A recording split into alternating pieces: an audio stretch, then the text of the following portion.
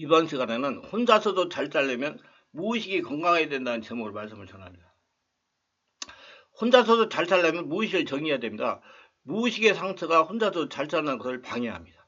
지극정성으로 방해합니다. 영적, 정신적, 육체적 질병이나 사건이 생기게 하여 혼자서 잘 사는 것을 지극정성으로 방해합니다. 무의식이 정리되려면 무의식에 숨어있는 과거의 사건이 현재의 삶에 지속해서 수치심, 죄의식, 실패감, 자존과 같은 나쁜 영향을 주는 것입니다. 아프고 부끄러운 상처를 깊이 묻혀있고 스스로 판에 치료받으려 하지 않습니다. 상처가 크고 부끄러워서 깊이 묻혀있고 깊이 묻혀있는 만큼 인생에 깊이 영향을 미칩니다. 인간의 자아방어를 위한 심리적 본능으로 이처럼 아픈 감정을 기억해서 있게 하고 깊이 파묻게 하는 것은 우리의 자아를 상처로부터 보호하려는 하나님의 원천이십니다. 만일 인간이 아픈 감정을 모두 생생히 기억한다면 괴로워서 스스로 삶을 포기하게 됩니다. 인간은 고통의 기억보다 좋은 기억을 하게 되어 있습니다. 그래서 상처와 감정을 깊이 묻게 하는 것은 억제 방어의 기능이지 치료의 기능은 아닙니다. 치료는 그리스도의 십자가의 보혈의 공로와 성령의 도우심으로 과거 상처를 억제되면서 현실로 가져와서 성령으로 저하고 치유하는 것입니다. 무의식의 정화와 치유는 성령께서 하시는 겁니다. 나 스스로 치유하거나 변화시킬 수 없고 다른 사람도 나를 치유하거나 변화시킬 수 없습니다. 오직 성령님만이 하실 수가 있습니다. 성령께서 온몸으로 기도하며 성령의 도우심을 간구하세요. 기도를 오래 해야 됩니다. 성령의 역사는 마음을 감동시키므로 나타나 마음의 감동을 받으려 하세요. 마음의 감동을 주려고 하세요. 크천의 사역은 마음의 감동을 태우는 사역입니다. 모든 일에 감동을 달라고 성령에 간구하시길 바랍니다.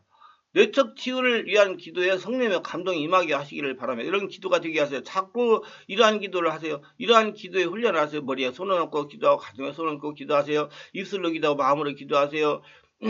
성령의 감동이 임하게 하세요. 성령님이 엽서게 하세요. 내 감정이 앞서지 않게 하세요. 나를 낮추면 성령님이 역사하십니다. 내가 높아지고 강해지면 성령님이 들어가십니다.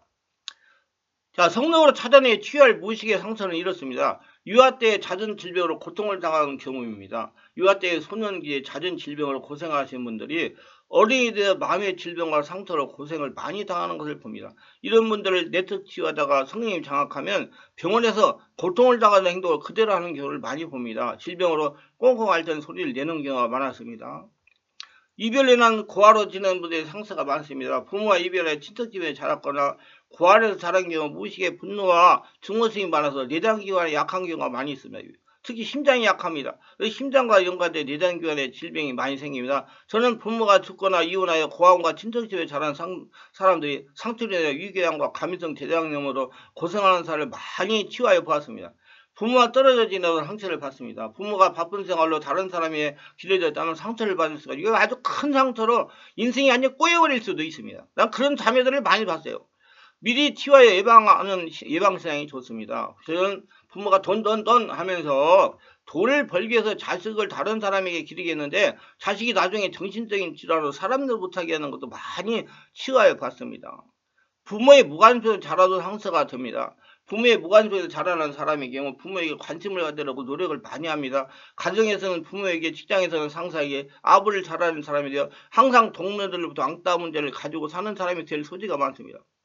오랜 기간 스트레스를 받아 부정적인 환경에서 자라도 상처가 됩니다. 자라면서 가정에 잦은 불안을 겪으면서 자랐다든지 부모에게 심한 잔소리를 들으면서 자랐다든지 엄한 권위 밑에서 무섭게 양육을 받았다든지 자욱한 여러 형태의 압박을 받고 자라면은 무의식의 상처가 그대로 자리 잡고 있을 수가 있습니다. 그래서 공격적이고 반항적인 사람이 되면 미리 사전에 예방하고 치유해야 됩니다. 어려서 부모로부터 잦은 거절을 당하는 경우 상처가 될 수 있습니다. 유아기에 부모에게 잦은 거절을 당하는 경우 상처가 무의식에 형성되어 있을 수가 있습니다. 왜냐하면 유아기는 자기 중심적이기 때문에 부모로부터 받은 것보다 받지 못한 것에 대해 심각하게 생각하게 되고 상처를 받게 되겠다. 그리고 부모가 유아 때부터 귀찮아하고 천덕꾸러기 취급을 받아 했다면 천덕꾸러기부터 가지고 어디를 가나 천덕기가 되기 쉽습니다. 이렇게 되면 직장에서도 천덕꾸러기가 되고 시댁에서 천덕꾸러기가 되기 쉽습니다. 부모에게 받은 상처들 자라면서 부모에게 구타나 폭행이나 무시나 차별 대우를 받은 경우나 상처가 무의식이 담겨 있습니다. 이런 분들이 분노형이 있어가지고 항상 이 사람에게 고분고분 잘하지만은 자기보다 약한 사람들에게 분노를 발하는 경우가 많습니다. 분노는 시한폭탄과 같습니다. 언제 터질지도 자신도 모릅니다. 찾아서 치유해야 됩니다. 자신의 무의식에 분노가 있으면 분노형이 역사하게 되는 것이 분노가 역사하여 되는 것이 하나도 없을 수가 있습니다. 상처는 반 가지 문제가 크네요. 뼈골에도 문제가 되고 관절에도 문제가 되고 신경에도 문제가 됩니다. 말씀과 성령으로 찾아 치유합시다. 그래야 예수를 믿으면서 하나님의 복을 받으면서 살아갑시다.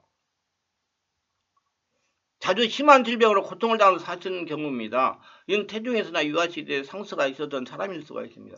제가 지금까지 내면의 상처를 치유하다가 보니까 성장하면서 또 어른이 되어 몸이 약하거나 심장에 문제가 있거나 난치병이 있거나 빈혈로 고생을 하거나 위장이나 제장저로 고생하는 분들을 치유해 본 결과 모두 태아시대에 상처를 당한 분들이 많았습니다. 그 유아시대에 상처를 당한 분도 다수가 되었습니다. 그러므로 자주 질병으로 고생을 한다면 예수를 믿고 내척치료를 받아야 건강하게 지낼 수가 있습니다. 절대로 현대의술로는 치유가 불가능해요. 왜? 무의식의 상처가 있기 때문에 성령 역사가 있어야 정화되고 그 상처가 떠나가는 것입니다. 치유는 성령으로 해야 됩니다.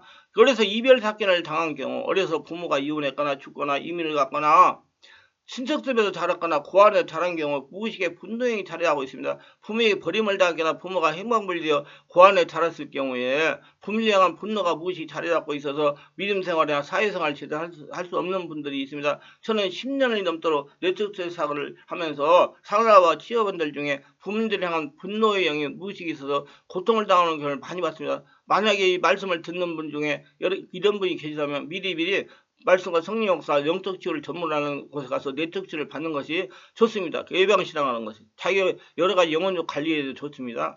부모의 이성적인 부정사건을 경험하고 자란 경우입니다. 자라면서 부모님이 이성적인 부정사건을 경험하고 자란 경우 의부증이나 의처증이 들 확률이 다른 사람보다 높습니다. 제가 지금까지 내적 치유를 사용하면서 경험해보는 대부분 의처증 환자는 이런 어린 시절에 어머니가 이성적인 부정사건을 저지르고 자란 경우가 많았습니다. 그리고 의부증 환자는 대부분 어린 시절에 아버지가 이성적인 부정사건을 저지르는 것을 많이 보고 자란 경우에 의부증 환자가 많이 되는 경우가 많이 봤습니다. 이런 남편이나 부인을 어머니와 아버지와 같은 동종으로 보기 때문입니다. 만약에 이렇게 부모님의 좋지 못한 면을 보고 자란 여성 성도라면 자신 남편은 아버지와 절대로 같지 않다는 걸 알아야 됩니다. 그리고 남성 성도라면 자신의 아내는 절대로 자신의 어머니와 같지 않다는 걸 알아야 됩니다. 그렇게 자신의 아버지나 어머니와 같이 생각하고 보게 하는 귀신이 계략입니다. 속지 마시고 행복한 가정을 이루시기를 바랍니다. 행복한 가정을 이루기 위해서 자신의 부모님으로부터 받은 상처를 성령과 말씀으로 내적 치유하고 부모님을 용서하시기를 바랍니다.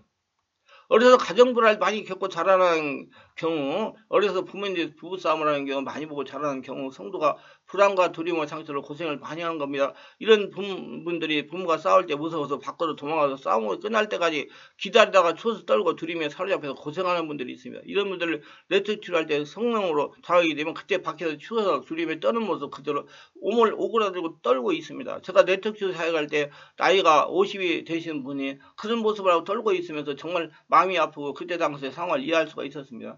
만약에 이런 경우를 당하면서 자란 분이 계시다면 빨리 내적 치유 받으시길 바랍니다.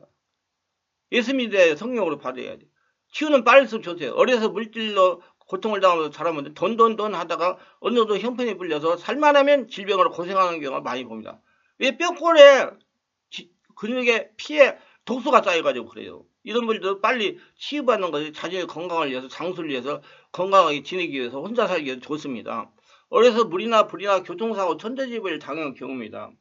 어려서 물이나 불이나 교통사고 천재지변을 당한 경우에 상처가 무의식에 그대로 남아 있습니다. 많은 분들이 이렇게 사고를 당한 분들이 영적인 상처로 전환돼요. 영적인 문제로 고생하는 분들도 있습니다. 또 우울증이나 불면증이나 정신적인 문제로 고생하는 분들 많습니다. 제가 내적 치유를 사다가 어려서 물에 2번 빠져서 사경의 힘에 구출되었고 불 속에서 한 번 구출된 경험에는 60대 목사님을 치유한 경험이 있습니다. 이 목사님이 불면증으로 2년을 고생하시다가 저희 충만하게 내적 치유에 참석했습니다.